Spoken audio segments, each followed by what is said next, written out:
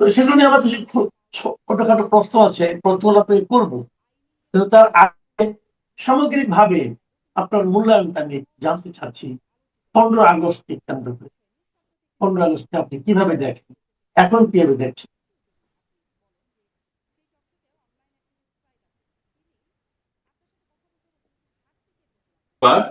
আমি শুধু একটি কথা বলে দেখেন, আমি আমি পড়াই সাংবাদিকতায়, গণযোগাযোগ ও সাংবাদিকতা আমার ডিসিপ্লিন।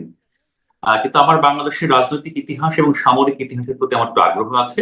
আমি একটু পড়াশোনা করি, আমার দু একটা বইও প্রকাশিত হয়েছে এই প্রেক্ষাপটে আর কি। তো যাই হোক, আমি কি খুব সামান্য পাঠক বলতে পারেন ইতিহাসের আর কি। তো ইতিহাসের সামান্য পাঠক হিসেবে আমার যে বিশ্লেষণ প্রথমত হচ্ছে, এটা তো আর বলার অপেক্ষা রাখে না যে 1975 সালের 15ই আগস্ট শুধুমাত্র বাংলাদেশ নয়, পুরো বিশ্বের যে রাজনৈতিক ইতিহাস, সেই রাজনৈতিক ইতিহাসের অন্যতম একটা কি বলা যায় কালো দিন বা একটা জঘন্য বর্বর হত্যাকাণ্ডের দিন। হ্যাঁ, এবং এটা তো আসলে কারো কারো কারোর পক্ষে এটা অস্বীকার করার সুযোগ নেই। আপনাকে আমি ছোট্ট একটা উদাহরণ দিই, দেখেন। 15ই আগস্ট বঙ্গবন্ধু শেখ মুজিবুর রহমান তিনি সপরিবারে নিহত হয়েছিলেন। তিনি তার শুধু সন্তানদের সাথেই নিহত হননি, সন্তানদের পুত্রবধূ এবং তার স্ত্রী নিহত হয়েছিলেন, এবং আরো কিছু নারী সদস্য হত্যাকাণ্ডের শিকার হয়েছে। পৃথিবীর ইতিহাসে রাজনৈতিক পালাবদলের সময় এরকম হত্যাকাণ্ডের বহু ইতিহাস আছে, কিন্তু এইরকম রাজনৈতিক পালাবদলের সময় সপরিবারে হত্যাকাণ্ড, শিশু এবং নারী সহ হত্যাকাণ্ড, সেই ইতিহাসটা খুব কম। শুধুমাত্র একবার 1917 সালে, সেটা হচ্ছে আপনার জার দ্বিতীয় নিকোলাস রাশিয়ার, তিনি যখন ক্ষমতাচ্যুত হন আপনার সমাজতান্ত্রিক বিপ্লবীদের দ্বারা, তার কিছুদিন পরে তিনি আপনার সপরিবারে হত্যাকাণ্ডের শিকার হয়েছিলেন। আর খুব সম্ভবত লিবিয়াতে, এটা 1957 অথবা 58 সালের দিকে, যাকে আপনার ক্ষমতাচ্যুত করা হয়েছিল তাকেও পরিবার সহ হত্যা করা হয়েছিল। তো সেই বিবেচনায় নিঃসন্দেহে বাংলাদেশের ইতিহাসে এটা একটা কলঙ্কময় দিন, এটাকে অস্বীকার করার কোনো সুযোগ নেই।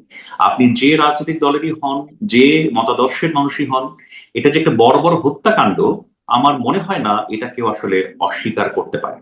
হ্যাঁ, রাজনৈতিক নানা অনুষঙ্গ আছে, রাজনৈতিক নানা আপনার বিষয় আছে, যে বিষয়গুলো আমরা অবশ্যই সমালোচনা করতে পারি। নিশ্চয়ই বঙ্গবন্ধু শেখ মুজিবুর মধ্যে নানা ধরনের বিষয় ছিল, নানা ব্যর্থতা ছিল, ক্ষমতা কুক্ষিগত করার, ক্ষমতা চিরস্থায়ী করার প্রবণতা ছিল, যার আপনার সবশেষ আপনার পদক্ষেপ ছিল বাকশাল প্রতিষ্ঠা। সেগুলো নিয়ে অবশ্যই আমাদের সমালোচনা আছে, সেগুলো আমরা অবশ্যই নানা কিছু প্রত্যাখ্যান করি। কিন্তু তাই বলে একটা রাষ্ট্রপ্রধানকে সপরিবারে হত্যা, শিশু সহ নারী সহ হত্যা, এটা আমার ধারণা পৃথিবী যতদিন টিকে আছে ততদিন আপনার বিশ্বের ইতিহাসে একটা কলঙ্কজনক ও বর্বর হত্যাকাণ্ড হিসেবেই বিবেচিত হবে। এতে আমার কোনো সন্দেহ নেই। জি। তো এখন আমার আমার যেটা বড়, ধরেন একজন সাধারণ নাগরিক, আহ কেউ না কেউ, আপনি নিজেও যেটা বললেন, আমি নিজেও ওভাবেই বলি যে বঙ্গবন্ধু শেখ মুজিবুর রহমান যখন দায়িত্ব নিলেন 72-এ এসে, তারপর 75 পর্যন্ত উনি ছিলেন, এই সময় ওনার যে শাসনকাল, সেটাকে আমি সমালোচনা ঊর্ধ্বে রাখি না, বরং আমি সমালোচনাই করি। আমি ব্যক্তিগতভাবে এটাকে আমি সমালোচনাই করি। এবং আমার আমার আমি তখন মানে স্টুডেন্ট, আমি তখন একদম ছোট না। আমি তখন দেখেছি, আমি যখন ক্লাস 8-এ পড়ি, উনি যখন মারা যান, 8 না 9-এ, মনে আছে। এবং খুব কষ্টকর জীবনযাপন আমরা করেছি। আমাদের 74-এর দুর্ভিক্ষ, এটা আমি দেখেছি, এটা আমাদের জীবনের উপর দিয়ে গিয়েছে। কিন্তু ওনার শাসনকালকে আমি একটা ব্যর্থ শাসনকালে বলি। কিন্তু যে কথাটা আপনি বললেন, যে ঘটনা ছিল নৃশংস ঘটনা, মানে আপনি যদি মনে করেন যে উনি খারাপ ছিলেন, ওনার বিচার হতে পারতো, অনেক কিছু হতে পারতো। কিন্তু বাচ্চা শিশুদের সহ হত্যা করা, প্রেগনেন্ট মহিলাকেও হত্যা করা যুদ্ধ শুনেছিলাম, এগুলো মর্মান্তিক। কিন্তু তারও যে বড় কথা, তারপরও তো ওনার কিছু অনুসারী আছে, ওনার কিছু ভক্ত আছে যারা ওনাকে পছন্দ করতেন। আমার বাবা মারা গেলে আমি তার বাবার মাজারে যে ফুল দিতে পারি, তার কবরে যে ফুল দিতে পারি, ওনার প্রতি শ্রদ্ধা জ্ঞাপন করতে। আমার চাচা মারা গেলে, আমার প্রতিবেশী মারা গেলে, যাকে আমি ভালোবাসি, তার মৃত্যুতে আমি শোক প্রকাশ করতে পারি। কিন্তু এখানে সেটাও করতে দেওয়া হচ্ছে না, যেহেতু আজকে গ্রেপ্তার করা হয়েছে, ওই এলাকায় কাউকে যেতে দেওয়া হচ্ছে না ওনার বাড়ির থেকে। এই এই যে ঘটনাগুলো, এগুলোকে আপনি মানে পলিটিক্যালি কিভাবে দেখেন? না, আপনি ঠিক বলেছেন। প্রথমত হচ্ছে আমি যেহেতু রাজনীতিবিদ নই, আমি রাজনৈতিক দৃষ্টিকোণ থেকে এটা ব্যাখ্যা করার সামর্থ্য আমি রাখি না, নাম্বার ওয়ান। তবে যেহেতু আমি একাডেমিশিয়ান, আমি যেহেতু একটু পড়াশোনা করি, আমি কয়েকটা ছোট্ট উদাহরণ আপনাকে বলি। দেখেন, 5 আগস্ট পূর্ববর্তী এবং পরবর্তী সময়ে বাংলাদেশে একটা অত্যন্ত আলোচিত শব্দ হচ্ছে ফ্যাসিবাদ, ফ্যাসিজম, হ্যাঁ, যেটা আপনার ইতালিতে আপনার গত শতাব্দীতে আপনার পরিপূর্ণভাবে আপনার বাস্তবায়িত হয়েছিল। তো ফ্যাসিজমের নানা ধরনের আপনার কন্টেন্ট আছে, ফ্যাসিজমের নানা ধরনের আপনার উদাহরণ আছে, ফ্যাসিজমের নানা ধরনের আপনার উপসর্গ আছে, উপাদান আছে। তো আমি শুধুমাত্র এটুকু বলি আপনাকে যে যখন আপনি কাউকে তার রাজনৈতিক মতাদর্শ বা রাজনৈতিক আদর্শের চর্চা করতে দেন না, সেটা আপনার ফ্যাসিজমের অংশ কিনা, উপাদান কিনা, আপনার একটু পড়াশোনা করে দেখতে পারেন। হ্যাঁ, আমি শুধু এইটুকুই বলি, আমার পক্ষে আর বেশি বলা সম্ভবপর নয় বর্তমান বাস্তবতায় আর কি। হ্যাঁ, যে আপনারা একটু দেখবেন যে কেউ যদি কোনো একটা রাজনৈতিক দলের প্রতি আনুগত্য প্রকাশ করেন, সে যদি অপরাধী না হন, সে যদি খুনি না হন, সে যদি কাউকে কারোর প্রতি যদি অন্যায় না করে থাকেন, এবং তিনি যদি তার রাজনৈতিক মতাদর্শ আপনারা চর্চা করতে চান, কাউকে শ্রদ্ধা জানাতে চান, সেটাকে বাধা দেয়া কোন ধরনের আচরণ, যারা একটু পড়াশোনা করেন, জানেন, তারা একটু দেখতে পারেন। হ্যাঁ, আমার মনে হয় উত্তরটা পেয়ে যাবেন। আর আপনাকে আমি আরেকটা কথা বলি, হ্যাঁ, সেটা একটু মনে রাখা প্রয়োজন। দেখুন, বঙ্গবন্ধু শেখ মুজিবুর রহমান তো শুধু আপনার বাংলাদেশের স্বাধীনতা সংগ্রামের অবিসংবাদিত নেতা ছিলেন না, তিনি একই সাথে একটি রাজনৈতিক মতাদর্শের প্রধান ব্যক্তিত্ব ছিলেন। তিনি আজও একটি রাজনৈতিক মতাদর্শের প্রধান বাতিঘর, সেটা হচ্ছে বাঙালি জাতীয়তাবাদ ভিত্তিক যে রাজনীতি, সেই রাজনীতি তিনি একজন একজন প্রধান আইকন। তো দেখা যায় এরকম যে বাঙালি জাতীয়তাবাদের বিরুদ্ধে যে সকল রাজনৈতিক দল বা রাজনৈতিক মতাদর্শের অবস্থান, তারা শুধুমাত্র শেখ মুজিবুর রহমানকে বাংলাদেশের রাষ্ট্রযন্ত্রের ইতিহাস থেকে মুছে ফেলা নয়, তার রাজনৈতিক চর্চা যাতে বহাল না থাকে, সেটার জন্য কিন্তু বাংলাদেশের বিভিন্ন সময় বিভিন্ন রাজনৈতিক পক্ষ, বিভিন্ন সরকার সেই চেষ্টা করে গেছে। কিন্তু একটা কথা আপনাকে আমি পরিষ্কার করে বলি আমার সামান্য জ্ঞানে, হ্যাঁ, এটা হচ্ছে কোন রাজনৈতিক ব্যক্তিকে হত্যা করে, কোন রাজনৈতিক কর্মসূচি পালন করতে না দিয়ে রাজনৈতিক মতাদর্শ বা রাজনৈতিক আদর্শকে মুছে দেয়া যায় না। বরং কেউ যদি আপনার কোন রাজনৈতিক মতাদর্শ, রাজনৈতিক আদর্শকে অবদমন করার চেষ্টা করে, মুছে দেওয়ার চেষ্টা করে, তখন সেই রাজনৈতিক চিন্তা, সেই রাজনৈতিক মতাদর্শ আরো শক্তিশালী এবং আরো আপনার গ্রহণযোগ্য হয়ে মানুষের সামনে আপনার প্রতিষ্ঠিত হয়। তো যারা আসলে এই কাজগুলো করছেন, আগেও করেছেন, তারা কিন্তু জানেন, হ্যাঁ, যে এর ফলাফলটা কি। কিন্তু তারপরেও আমাদের বাংলাদেশের বাস্তবতাটা কি? বাংলাদেশের বাস্তবতা হচ্ছে যখনই যে সরকার যখন ক্ষমতায় আসে, তখনই আসলে আগের যা কিছু আছে সবকিছুকে মুছে ফেলার চেষ্টা করে, যেটা আপনি একটু আগে বললেন আর কি। হ্যাঁ, তো সেই চর্চা এবং সেটাকে অপ্রাসঙ্গিক করে দেওয়ার চেষ্টা করে, সেই চর্চা তো আমার ধারণা এখনো চলমান, সেটা আপনি আমি চাইলেই আটকাতে পারবো বলে মনে হয় না। আমরা অন্তর্বর্তীকালীন সরকারের আমলে কিছু জিনিস দেখেছিলাম যেগুলো আমাদেরকে অনেককে, আমি জানি না, আমাকে ব্যক্তিগতভাবে আহত করেছে, আমি অন্যের উপর চাপাচ্ছি না, যে ইতিহাসকে মুছে ফেলার চেষ্টা, ইতিহাসকে নতুন করে লেখার চেষ্টা। আমরা কিন্তু অনেক কিছু দেখেছি, ৭১ কি হয়েছিল সেটা নতুন একটা আপনার ব্যাখ্যা দাঁড় করানোর চেষ্টা, এগুলো আমরা অন্তর্বর্তীকালীন সরকারের আমলে দেখেছি। আসলে আপনি তো যেহেতু একজন মানে শিক্ষাবিদ, আপনাকে আমি এই প্রশ্নটা করতে চাই যে ইতিহাসটাকে নতুন করে লেখা যায়, এটা এমন কোনো উদাহরণ আছে যে ইতিহাস আমি যে চাই সেভাবে নতুন করে লেখা হবে, ইতিহাস পাল্টে দেওয়া যাবে, নতুন ব্যাখ্যা দেওয়া করানো হয়তো বা যায়, আমি ঠিক জানি না। আপনার অভিজ্ঞতা কি বলে? না, প্রথমত হচ্ছে কে আপনার একটা চ্যাপ্টার পুরোপুরি মুছে নতুন করে লিখতে চায়, আপনাকে প্রথমত এটা বলতে হবে যে এটা কে তাগিদ বোধ করে। সেই তাগিদ বোধ করে যার ওই ইতিহাসের চ্যাপ্টারে যার গ্লানি আছে, অপমান আছে, যার পরাজয়ের ইতিহাস আছে। শোনেন, বাংলাদেশের মুক্তিযুদ্ধের ইতিহাসে অনেক ধরনের তর্ক বিতর্ক, অনেক গ্রে এরিয়া, অনেক ধরনের স্বস্তি অস্বস্তির অনেক কিছু আছে, আমি আপনাকে বলছি।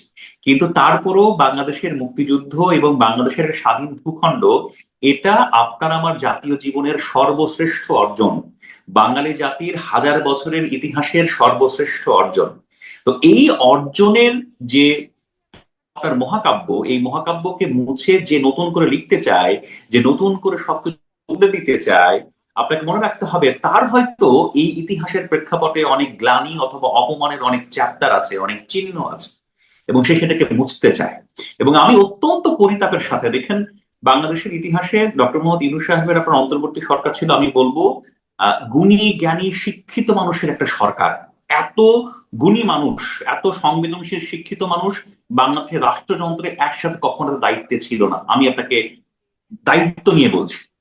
কিন্তু এই মানুষগুলো বাংলাদেশের মুক্তিযুদ্ধের ইতিহাসের প্রতি এত অসংবেদনশীল আচরণ করেছে, এই মানুষগুলো বাংলাদেশের মুক্তিযুদ্ধের ইতিহাস নিয়ে এত ভীতিকর, এত আপনার ঘৃণ্য সব আপনার কর্মকাণ্ড করেছে, যে এই যে গুণীজন শিক্ষিত জন এই মানুষদের প্রতি না, আমার ধারণা আমি সহ বহু মানুষের শ্রদ্ধাবোধ উঠে গেছে। আরে এটা কি করছে? যেমন ধরেন ধানমন্ডি 32 নম্বর, এখন ধরেন একটা রাষ্ট্রযন্ত্র টিকে আছে, একটা রাষ্ট্রযন্ত্র আছে, পুলিশ আছে, আর্মি আছে, র্যাব আছে, বিজিবি আছে, একদল মানুষ যে একটা সরকারি সম্পত্তি, 32 নম্বর কিন্তু সরকারি সম্পত্তি, হ্যাঁ, আপনি রাইট। আক্রোশত সেটা ভাঙছেন, পুড়ছেন, সেটা গুড়িয়ে দিচ্ছেন, এবং সেটা এক ধরনের ভয়ঙ্কর রকম ঘৃণার চর্চা হচ্ছে। আমি আপনার সাথে আলাপ করছি, এই আলাপের একটা লক্ষ্য আপনার আওয়ামী লীগের পুনঃপ্রতিষ্ঠা নয়, 24-এর গণ অভ্যুত্থানের যে আপনার রক্তদান, 24-এর গণ অভ্যুত্থানের যে চেতনা, সেটা বিরোধী নয়। কিন্তু আমি আমার রাষ্ট্রযন্ত্রের একজন অন্যতম প্রধান স্থপতি, তার যে অবদান, তার স্মৃতি, তার প্রতি আমি শ্রদ্ধাশীল হব না? আমি আপনাকে একটা কথা খুব সহজ করে বলি, অনেকেই 32 নম্বর নিয়ে অনেক কথা বলেন, অনেক আপনার কষ্ট পান। আমার একটা অনুভূতির কথা আপনাকে আজকে বলে যাই, হ্যাঁ, হয়তো অনেকে ভালো লাগতে পারে, অনেকে বিরক্ত হতে পারে। দেখেন, 32 নম্বর যখন ভাঙা হয়েছে তখন আমার কাছে মনে হয়েছিল বাংলাদেশে কোনো রাষ্ট্রযন্ত্র নেই, রাষ্ট্রযন্ত্র আপনার মুছে গেছে, there was no government, number one. Number two, 32 নম্বর যখন ভাঙা হয়েছে, গোড়া হয়েছে, পোড়া হয়েছে, আমার কাছে মনে হয়েছে যে যারা এটা করছে, বাবা তোমাদের কলিজাটা তোমার ঠান্ডা করো, তোমাদের যদি রাগ থাকে, ক্ষোভ থাকে, ঘৃণা থাকে, ঠিক আছে, তোমরা ভাঙো, ভাঙো, গুঁড়ো মোছো, শেষ করে দাও, আমরা দেখি। আমার মনে হয় তারা যদি শান্ত হয়ে থাকে, তারা যদি আপনার শান্তি পেয়ে থাকে, তাও ভালো, যে বাবা তোমরা। কিন্তু আমি ব্যক্তিগতভাবে মনে করি এর বিপরীতেও একটা মানুষের আপনার কষ্টের কাহিনী আছে, কষ্টের কাব্য আছে। এই ঢাকা শহর থেকে সারা বিশ্বের বহু মানুষ এই স্মৃতি বিজড়িত, মুক্তিযুদ্ধের স্মৃতি বিজড়িত বাড়িটা যখন আপনার এইভাবে নৃশংসভাবে ভাঙা হয়েছে, ভয়ঙ্কর রকম ঘৃণা সূচক ভাবে ভাঙা হয়েছে, কিন্তু বহু মানুষ কষ্ট পেয়েছে। এবং আপনি বিশ্বাস করেন, আপনার সাথে আমি কথা বলছি আজ 2026 আপনার 15 আগস্ট কথা বলছি, হতে হতে পারে 10 বছর 15 বছর পর এই এই 32 নম্বরই আপনার বহু বাঙালির বহু বাঙালির কাছে শ্রদ্ধা জানানোর তীর্থস্থান হতে পারে, হতে হতে পারে এই 32 নম্বরই বহু মানুষের, শত শত মানুষের, হাজার হাজার মানুষের, কোটি কোটি মানুষের পাপ মোচনের তীর্থস্থান হতে পারে, হতে হতে পারে এই 32 নম্বরে শ্রদ্ধা জানানোর জন্য দিনের পর দিন, রাতের পর রাত মানুষজন লাইন দিয়ে দাঁড়ায় থাকতে পারে, ঘটতে পারে। এটা বাংলাদেশ। তবে আমি ব্যক্তিগতভাবে মনে করি, এটা তো আমার ধরেন একটা কল্পনা বা এটা আমার চিন্তা। আমার কাছে মনে হয় ধরেন শেখ মুজিবুর রহমানের শাসনামলের অনেক দুর্বলতা ছিল, অনেক ভুল ছিল, অনেক সমালোচনা ডেফিনেটলি আছে, হ্যাঁ, কিন্তু শেখ মুজিবুর রহমানের প্রতি আপনার 5ই আগস্টের পরে এই জাতি যেভাবে আপনার অশ্রদ্ধা, যেভাবে আপনার ঘৃণা, যেভাবে আপনার অবজ্ঞা প্রদর্শন করেছে, কোনো না কোনো একদিন এর বিপরীত একটা চিত্র হয়তো আপনি আমি দেখতে পারি। আপনি নিশ্চয়ই আরো 10-15 বছর বাঁচবেন, আমিও হয়তো আল্লাহ চাইলে বাঁচবো, ঘটনা ঘটতে পারে। জি, অনেক ধন্যবাদ জনাব রাহাত মিনহাজ। আজকের আলাপ না বাড়াই, কারণ আমরা আলাপ। আমি আমি আমি একেবারে 30 সেকেন্ড সময় আপনার কাছে আর কি, হ্যাঁ। বলেন বলেন জি, বলেন। না দেখেন, আমি ওই যে বললাম যে আমি খুব সামান্য শিক্ষাবিদ, আমি একটু পড়াশোনা করি আর কি, হ্যাঁ, আমি একটা বইয়ের জি, একটা অংশের 4টা লাইন একটু আপনাদের পড়ে শোনাই আর কি, হ্যাঁ। এটা কার আজকে বই? তো এটা বইটা হচ্ছে জনাব আহমদ ছফার বই। সেই বইয়ে হ্যাঁ, আপনার তার একটা নিবন্ধ আছে, যে নিবন্ধের নাম হচ্ছে তার নাম শেখ মুজিবুর রহমান, হ্যাঁ। এটা তিনি 1988 সালে লিখেছিলেন, হ্যাঁ। এই জি, জি, নিবন্ধের জি, মধ্যে অনেক এই নিবন্ধের জি, মধ্যে তিনি জি। অনেক সমালোচনা করেছেন শেখ মুজিবুর রহমান সাহেবের আর কি, হ্যাঁ। এখানে তার অনেক হ্যাঁ, সমালোচনা আছে। তার শেষে কয়েকটা লাইন আছে, হ্যাঁ, আমি একটু সেটা একটু আপনার এটা উদ্দেশ্যে বা। কোন লেখা? এটা লেখা হচ্ছে কোন সালে এই প্রবন্ধটা? আচ্ছা, এই প্রবন্ধটার নাম হচ্ছে আপনার তার নাম শেখ মুজিবুর রহমান, এই জি। প্রবন্ধটা প্রকাশিত হয়েছিল এই বইয়ের তথ্য অনুযায়ী 1988 সালে। আচ্ছা, 88 সাল, হ্যাঁ। জি। হ্যাঁ।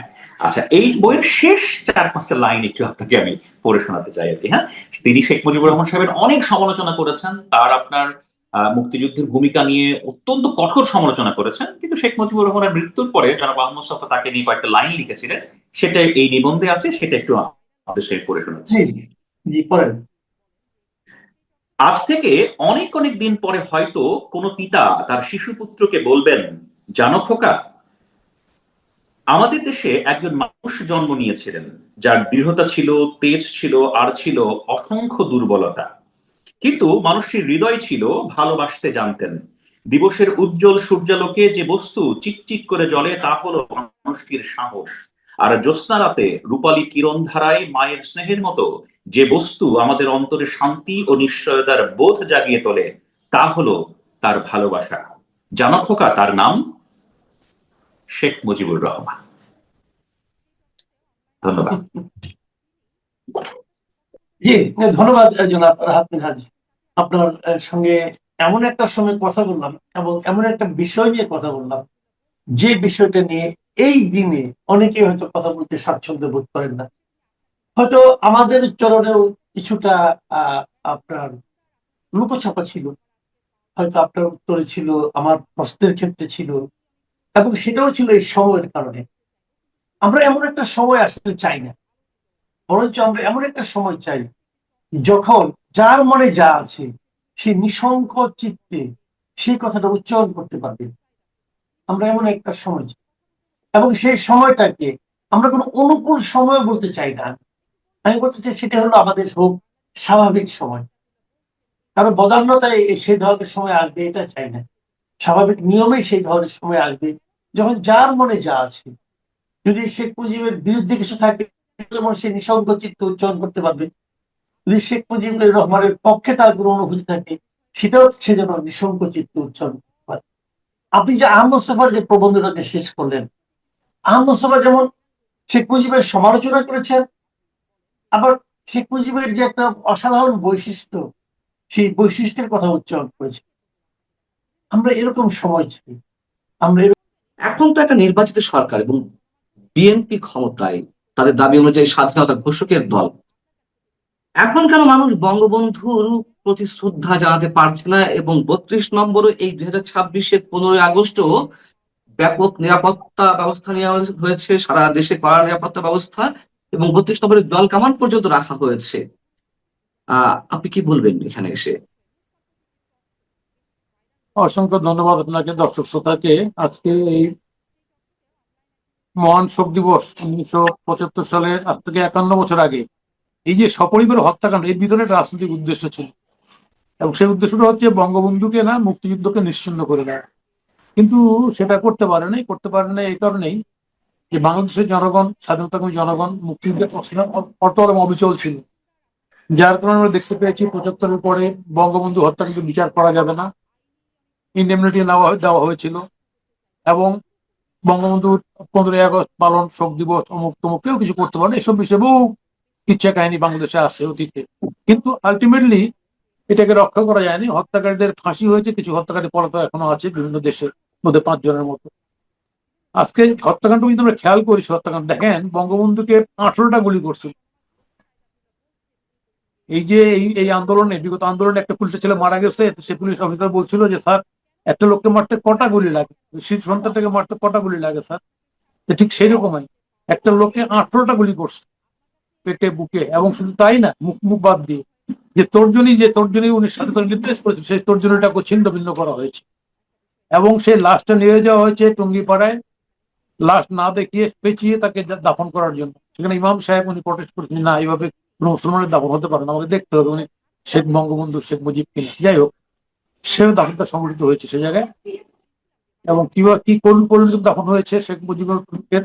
আপনারা জানেন যে সেখানটায় সাবানটা দিয়ে, ওই যে শাড়ি দিয়ে, হ্যাঁ, সাদা শাড়ির পার কেটে দিয়ে তাকে দাফন করা হয়েছে। দুর্ভাগ্য জাতি। কিন্তু একটা বিষয় আজকে 51 বছর পর বলতে বাধ্য হচ্ছি আমি, আমার মনে হচ্ছে স্বাধীনতাকামী মানুষের হৃদয়ে বঙ্গবন্ধুর স্থানটা আছে।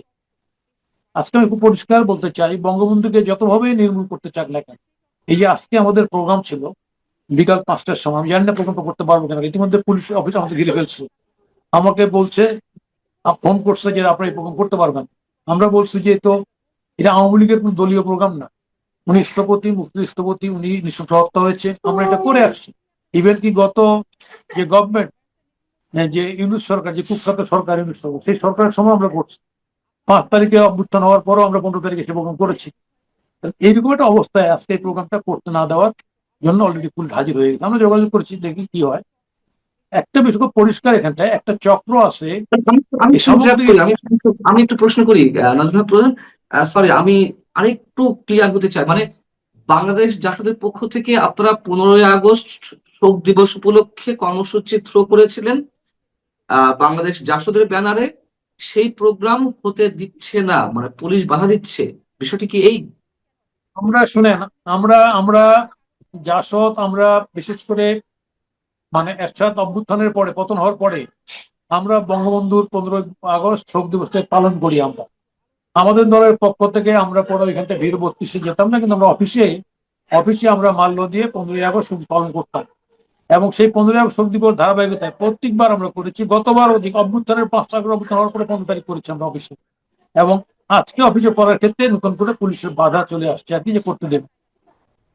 তো এইটা হচ্ছে যে, একটা হচ্ছে যে যারা মুক্তিযুদ্ধের ঘোষক দাবি করে, তারা যদি 15ই আগস্ট বঙ্গবন্ধু, হ্যাঁ এটা আওয়ামী লীগকে ব্যান করছে, সেটা আওয়ামী লীগের রাজনীতি করতে ব্যান করছে, ধর্মীয় গ্রেপ্তার করবে, সেটা আমাদের কথা নেই। কিন্তু যারা যারা এই প্রোগ্রাম ঘরে করবে, বা একটা রাজনৈতিক দল, আমরা আমরা প্রোগ্রাম করবো, এই প্রোগ্রাম বাধা দেবে কেন?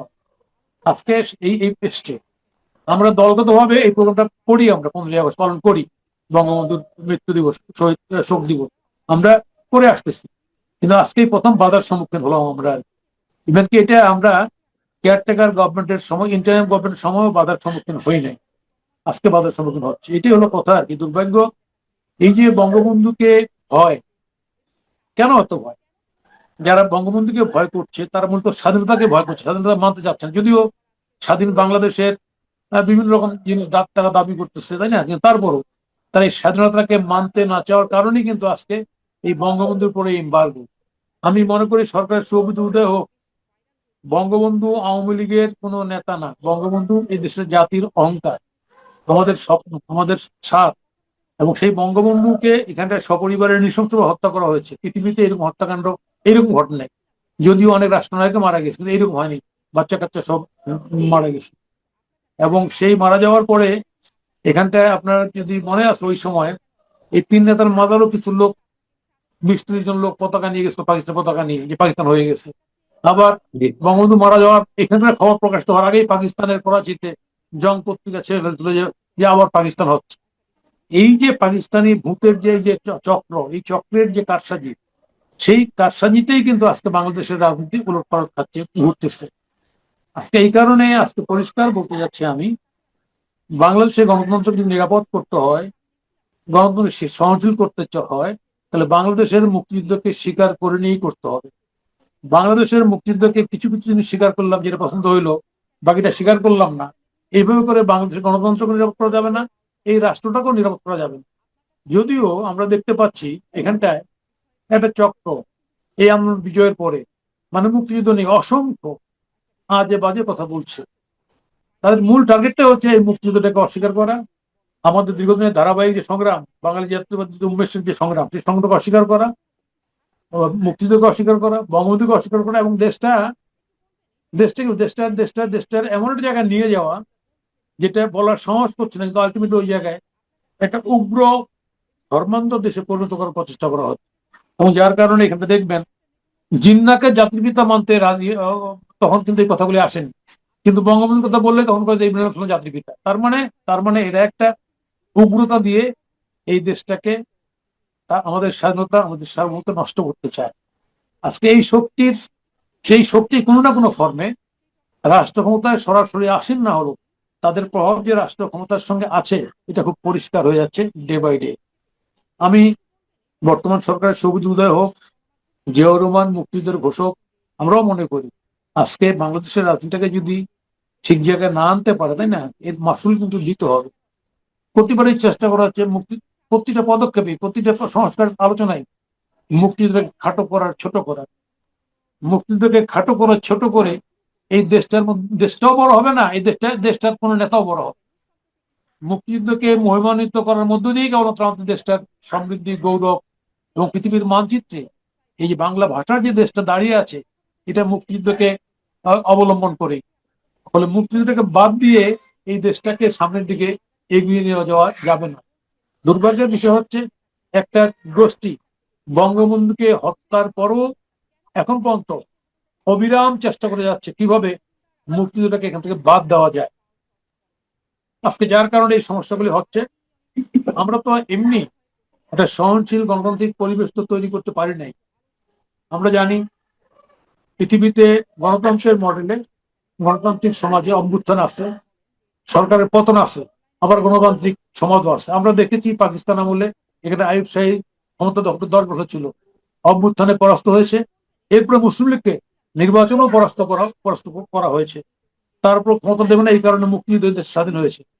আমি যেটা বলতে চাচ্ছি কথাটা সেটা হচ্ছে যে আজকে এখানটায় যে আন্দোলনটা হয়ে গেল, সেই আন্দোলনে আওয়ামী লীগ আন্দোলনে পরাস্ত হয়েছে, সত্য, এবং অনেকগুলো হত্যাকাণ্ড হয়েছে, এটাও সত্য।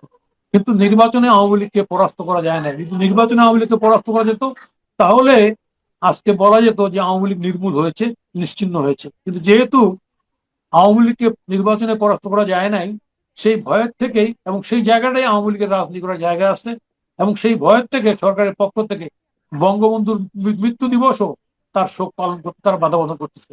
আমি একটা পরিষ্কার কথা বলতে চাই, যে যারা আন্দোলন করছেন তাদের প্রতি সংগতি জানিয়ে আমরাও করেছি, আন্দোলনে শরীক ছিলাম, যে পৃথিবীতে গণতান্ত্রিক সংগ্রামের মডেলে ফ্যাসিজম যেমন আছে, মুসলিন হিটলারের টোটালিটারিয়ান তত্ত্ব, আবার রুশ বিপ্লব যেটাকে আমরা সমাজতান্ত্রিক বিপ্লব বলি, সেখানটাও একটা বিপ্লব অভ্যুত্থান আছে।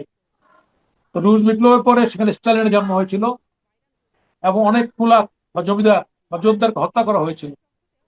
আরেকটা বিপ্লবের মডেল আছে এখানটায়, এই যে আপনার খোমেনি বিপ্লব, যেটাকে প্রথমত ইসলামী বিপ্লব বলতে, পরে শাহ বিপ্লব।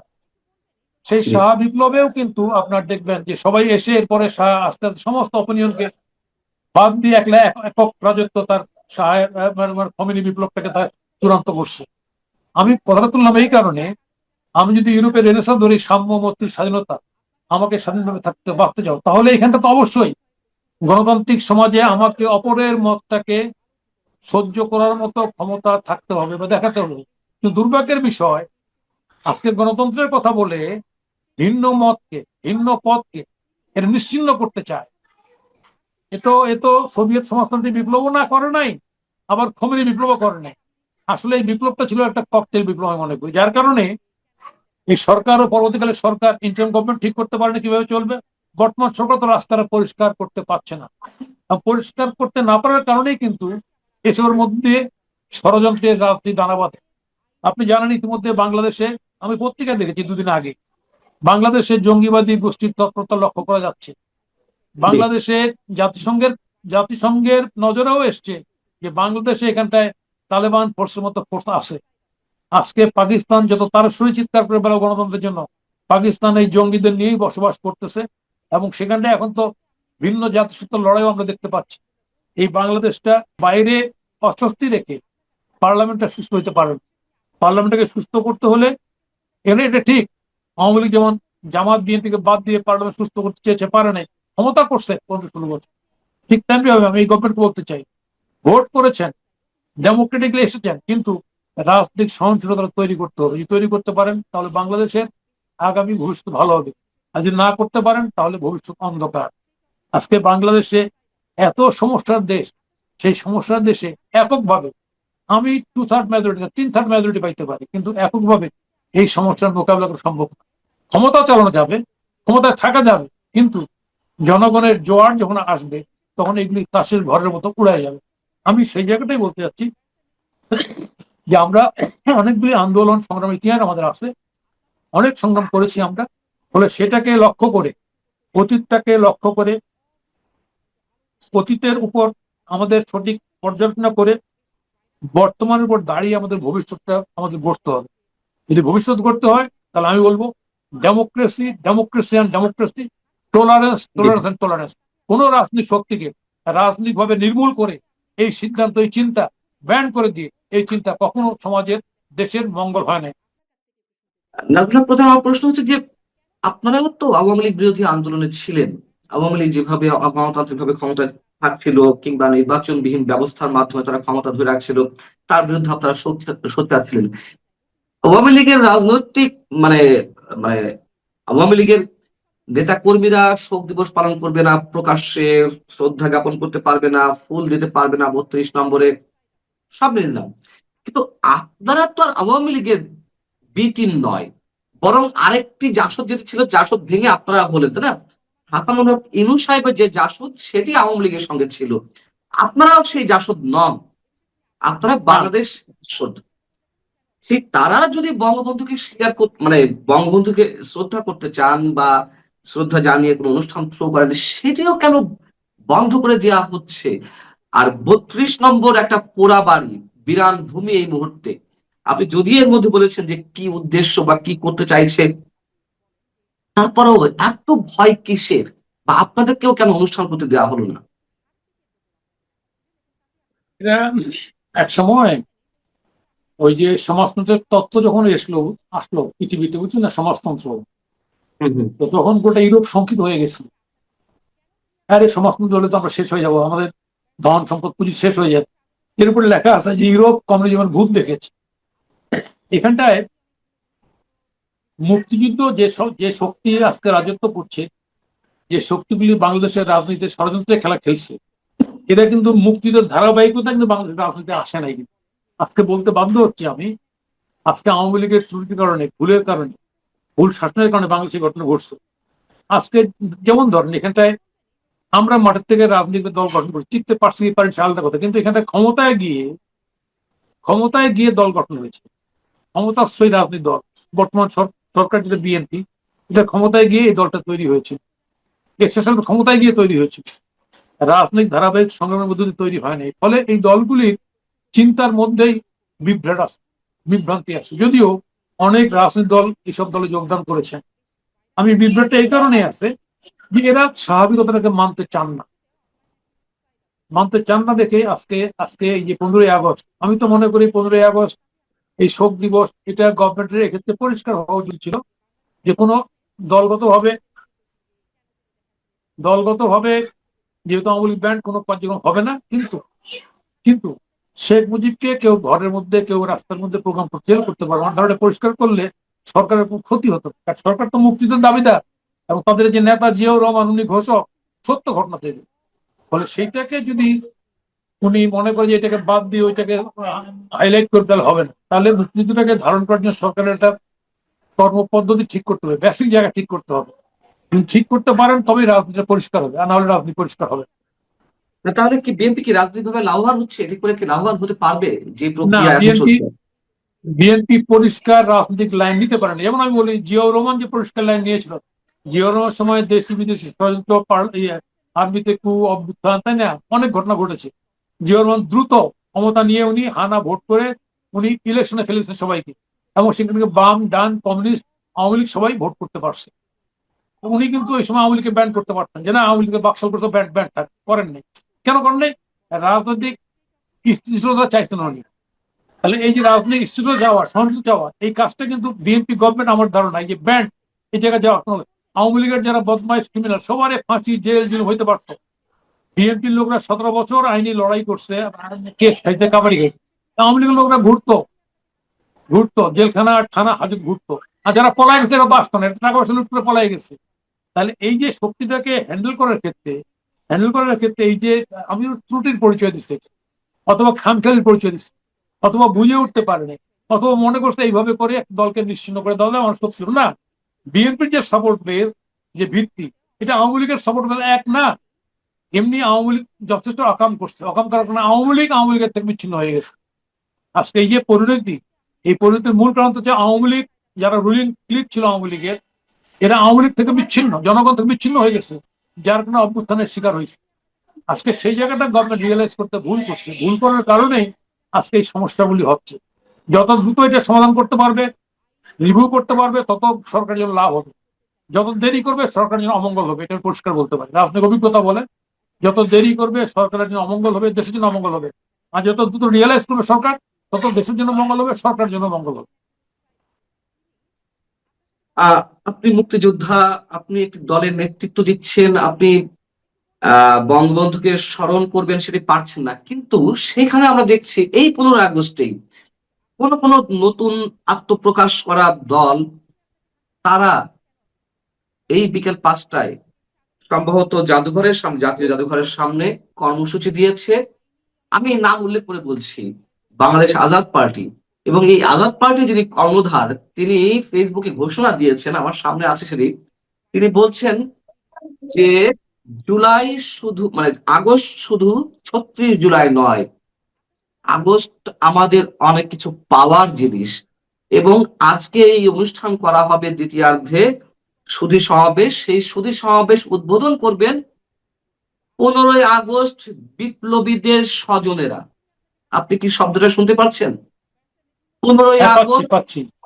15 আগস্ট বিপ্লবের স্বজনেরা, আত্মীয় স্বজনেরা। তার মানে কি, 15 আগস্ট একটি বিপ্লব সাধিত হয়েছিল, বঙ্গবন্ধুকে যারা হত্যা করেছিল তারা বিপ্লবী নায়ক, তাদের আত্মীয় স্বজনেরা এই প্রোগ্রাম করবে। অর্থাৎ এই প্রোগ্রামটাও হবে, কিন্তু আপনি মুক্তিযোদ্ধা, আপনার দলের পক্ষ থেকে আপনি বঙ্গবন্ধুকে স্মরণ করতে পারছেন না। তাহলে কোথায় দাঁড়িয়ে আপনাকে আছে? একটা বিষয় খুব পরিষ্কার করে বলতে চাই। আমরা দেখেছি এই 75 সালের পরে মোনায়েম খানের মৃত্যুবার্ষিকী পালন করার চেষ্টা করা হয়েছে কয়েকবার, মোনায়েম খানের মৃত্যুবার্ষিকী। আমরাও কয়েকবার মৃত্যুবার্ষিকী রাজনীতি প্রোগ্রাম রেখেছিলাম।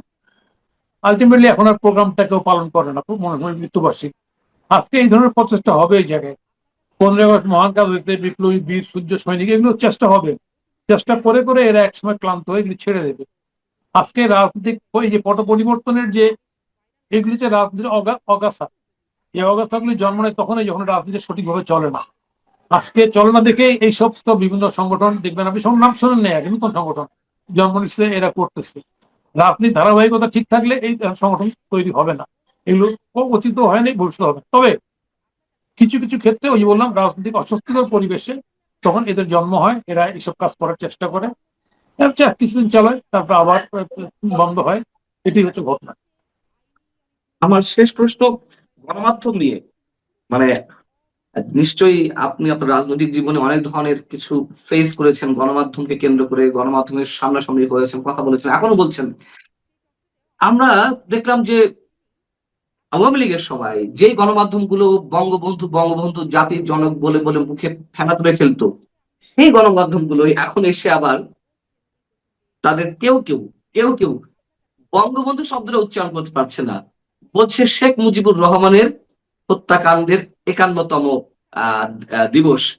অথচ এই গণমাধ্যমগুলো একবারে মানে অতিমাত্রায় চাটুকারিতা যেমন করেছে, আবার কোনো কোনো গণমাধ্যম শ্রদ্ধার জায়গা থেকে বঙ্গবন্ধুকে স্মরণ করেছে। তাদের কেউ কেউ আবার এই পরিবেশে এসে তারা বঙ্গবন্ধুর শব্দটাও উচ্চারণ করছে না, কেউ কেউ নিউজ না পারলেও দিচ্ছে না। আপনার এই বিষয়ে প্রতিক্রিয়া?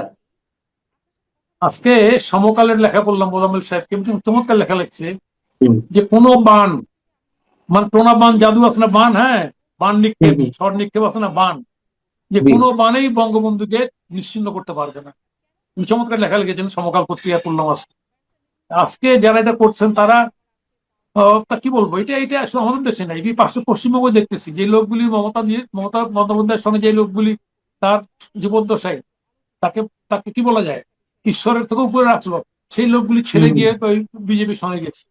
ফলে এইরকম দালাল চাটুকার সবসময় থাকবে, বুঝছো না, মির্জাফররা থাকবে। এদের নিয়ে বেশি চিন্তা করার সময় নেই, অবকাশ নেই। তবে লড়াইটা খুব কঠিন, আমাদের সেই লড়াইটা করতে হচ্ছে। আতঙ্কের মধ্যে রয়েছে। এবং এই যে 32 নম্বর সহ সারা দেশের বিভিন্ন স্থানে অতিরিক্ত পুলিশ মোতায়েন করা হলো, আইন শৃঙ্খলা রক্ষা করার জন্য বিজিবি মোতায়েন করা হলো, তা আসলে কি যে কোনো নাশকতা ঘটবে সেটিকে প্রতিহত করার জন্য? আসলে তো তা নয়। আসলে এই যে অতিরিক্ত আইন শৃঙ্খলা রক্ষাকারী বাহিনীর সদস্যদের মোতায়েন করা হয়েছে যাতে কেউ ফুল নিয়ে শ্রদ্ধা জানাতে না যায় 32 নম্বরে, বা রাজপথে নামতে না পারে বঙ্গবন্ধুকে স্মরণ করার জন্য। যদি নামে, তাদের উপরে যারা মব ক্রিয়েট করবে, হামলা করবে, তাদেরকেই পূর্ণ নিরাপত্তা দেওয়ার জন্য এই অতিরিক্ত সতর্কতা। অতিরিক্ত পুলিশ সদস্যদের, বিজিবি সদস্যদের মোতায়েন করা, এ কথা তো আমরা বলতেই পারি। ধানমন্ডি 32 নম্বরে সকালে থেকে সারাদিনে বেশ কয়েকটি ঘটনা ঘটেছে। একজন স্কুল শিক্ষক ফুল দিয়ে শ্রদ্ধা জানানোর জন্য পোড়াবাড়ির সামনে উপস্থিত হলেন, 32 নম্বরের সামনে।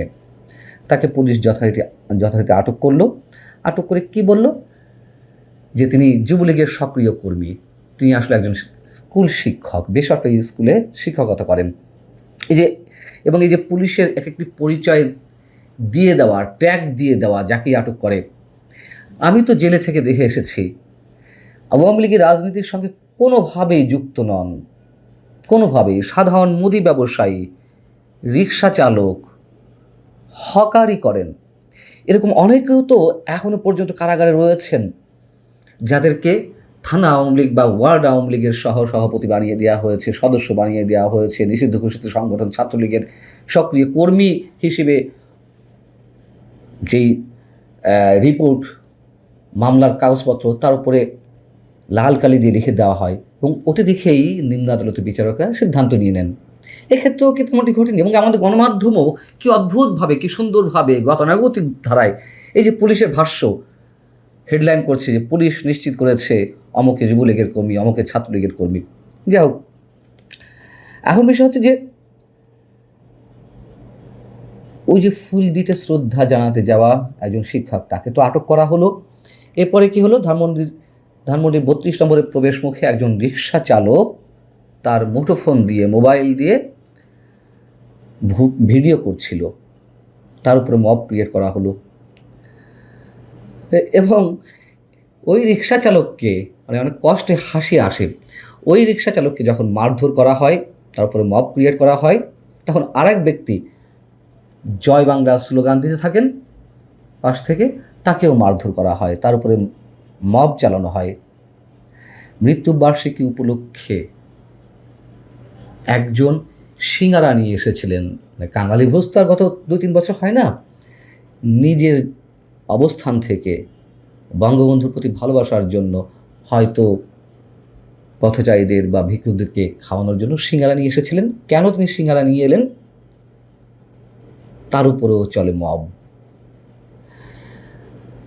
বাংলাদেশ জাসদ থেকে বেরিয়ে এসে আরেকটি সংগঠন যে গড়ে উঠেছে, মুক্তিযোদ্ধা নাজমুল হক প্রধানদের নেতৃত্বে, সেই বাংলাদেশ জাসদ তো আওয়ামী লীগের বিরুদ্ধেও আন্দোলন করেছে, আওয়ামী লীগ পতনের জন্য আন্দোলন করেছে, কিন্তু তারা বঙ্গবন্ধুকে স্মরণ করে প্রতি বছর 15 আগস্টে যে আলোচনা সভা বা স্মরণ সভা করে আসছিল, এবারও সেটি পালন করেছিল। 15 আগস্ট সকাল থেকে পুলিশ তাদের কার্যালয় ঘিরে ধরে, ভিতরে অবস্থান নেয়। এবং আপনারা নিশ্চয়ই দেখেছেন যে আমার একটি পডকাস্টে জাসদের সাধারণ সম্পাদক, সাবেক সংসদ সদস্য নাজমুল হক প্রধান, তিনি নিজে তথ্য জানিয়েছেন। এবং যথারীতি সারা দিন সন্ধ্যার পরেও সেখানে পুলিশ। গত 2024-2025 মতো মানুষ এবার শোক র্যালিতে অংশ নেয়নি বা কোনো প্রকার শোক র্যালি বের হয়নি, দলে দলে কেউ ফুল দিতেও যায়নি 32 নম্বরে বা বঙ্গবন্ধুর কোনো প্রতিকৃতিতে। কিন্তু এতে কি প্রমাণ হলো? বঙ্গবন্ধুর প্রতি মানুষের ভালোবাসা কমে গেছে? কেউ বঙ্গবন্ধুকে স্মরণ করছে না? 2024-25 এই যে 26, আমরা বিপরীতে কি দেখলাম? সামাজিক যোগাযোগ মাধ্যমে নীরবে ফুঁসে উঠছে মানুষ। 24-এর আগ পর্যন্ত যে পরিমাণ মানুষ সামাজিক যোগাযোগ মাধ্যমে শ্রদ্ধা জানাতো, তার কয়েক গুণ মানুষ তীব্র প্রতিবাদের সাথে বঙ্গবন্ধুর উদ্দেশ্যে এই 15 আগস্ট কেন্দ্র করে শ্রদ্ধা নিবেদন করে আসছে। এবং এই যে নীরবে ফুঁসে ওঠা মানুষের, এর কি কোনো বিস্ফোরণ ঘটবে না দৃশ্যমান? অবশ্যই ঘটবে। এবং এই যে ডক্টর ইউনূসের 1.5 বছরের জঙ্গি শাসন, তার মধ্যে যে কী হলো? ডক্টর ইউনূসকে বিদায় নিতে হয়েছিল, যে মবক্রেসি সৃষ্টি করা হয়েছিল, 32 নম্বরকে ঘিরে যা কিছু হয়েছে, সারা দেশে যে লুটতরাজ, দুর্নীতি, অগ্নিসংযোগ, মুক্তিযুদ্ধের স্মৃতিচিহ্নগুলো ধ্বংস করে ফেলা, তার বিপরীতে মানুষের যে চরম ঘৃণা, তার মধ্য দিয়েই তো ডক্টর ইউনূসের বিদায় ঘটেছিল। বিএনপিও কি সেটি চাইছে? বিএনপি সে একই ধারা অব্যাহত রেখেছে। তার মানে কি আমরাও এমনটাই আশঙ্কা করব যে তীব্র ঘৃণার মধ্য দিয়েই হয়তো বিএনপিকে হয়তো কোনো এক সময় বিদায় নিতে হবে? এবং গত 51 বছর ধরে 75-এর পর থেকে একটি পক্ষ তো এই ধরনের ইতিহাস নির্মাণ করার চেষ্টা করে আসছে যে 75-এর 15 আগস্টে বঙ্গবন্ধুকে সপরিবারে হত্যার পর কেউ রাজপথে নামেনি। যারা নেমেছেন তারা সবাই আনন্দ মিছিল করেছে। হ্যাঁ, হয়তো সত্য বা নিশ্চিতভাবেই সত্য, আনন্দ মিছিল হয়েছে, মানুষ উল্লাস করেছে।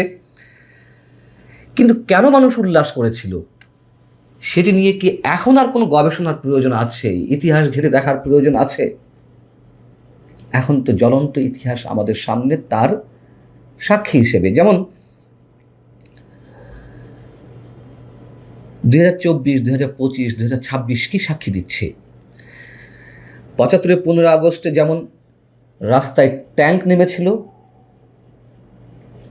যারা উল্লাস করেছে তাদের নিরাপত্তা দেওয়ার জন্য, অথবা যারা যাতে করে কেউ প্রতিবাদ করতে না পারে বঙ্গবন্ধু হত্যাকাণ্ডের বিরুদ্ধে, তাদেরকে উদ্দেশ্য করেই সেনাবাহিনীর উপস্থিতি ছিল। এবং একথাও সত্য, ঘরের মধ্যেও কেউ কেউ হয়তো বঙ্গবন্ধুর হত্যাকাণ্ডে হেসে উঠেছেন, স্বস্তি নিঃশ্বাস ফেলেছেন। কিন্তু কেন? তখন এমন একটি ন্যারেটিভ তৈরি করা হয়েছিল যে বঙ্গবন্ধু একজন ঘৃণিত মানুষ। কিন্তু মানুষের সেই ধারণা, যাদের মধ্যে এই ধারণাগুলো প্রতিষ্ঠিত হয়েছিল, সেটি ভাঙতে হয়তো সময় পায়নি, সময় লাগেনি। ঠিক যেমনটা আমরা দেখেছি 2024-এর 5 আগস্ট আওয়ামী লীগ সরকারের পতনের পরপরই রাজপথে অসংখ্য মানুষের উল্লাস, অনেক মানুষের স্বস্তির নিঃশ্বাস। কিন্তু একথাও তো সত্য, মাত্র কয়েকদিনের ব্যবধানে মানুষের সেই ভ্রান্তি, সেই ধারণা কাটতে সময় লাগেনি। মানুষ বুঝে গিয়েছিল যে 5 আগস্ট যেভাবে আওয়ামী লীগ সরকারের পতন ঘটানো হলো, তার পেছনে ছিল যুক্তরাষ্ট্রের ব্লুপ্রিন্ট, ডিপ স্টেটের খেলা। এবং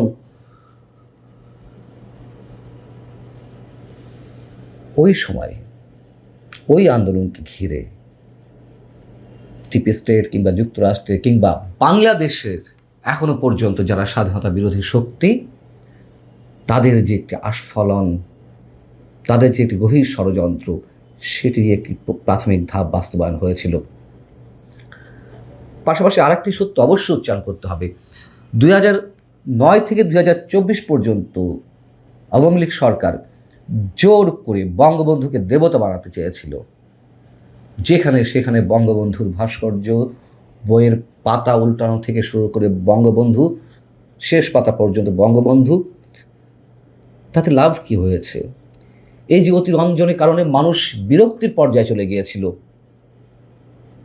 তখন যে পরিমাণ মানুষ স্বতঃস্ফূর্তভাবে শ্রদ্ধা জানাতেন, 2024-এর পর এসে যার যার অবস্থান থেকে তার শতগুণ এখন বঙ্গবন্ধুর প্রতি শ্রদ্ধা জানাচ্ছে। বঙ্গবন্ধুর যে 32 নম্বর বাড়িটি কঙ্কালসার অবস্থায় রয়েছে, কয়েক দফা অগ্নিসংযোগ করা হয়েছে, বুলডোজার দিয়ে কয়েক দফা গুড়িয়ে দেওয়া হলো, তাতে কি সেখান থেকে বঙ্গবন্ধু উধাও হয়ে গেলেন? বাড়িটি হয়তো ক্ষতবিক্ষত, কিন্তু বঙ্গবন্ধু কোটি কোটি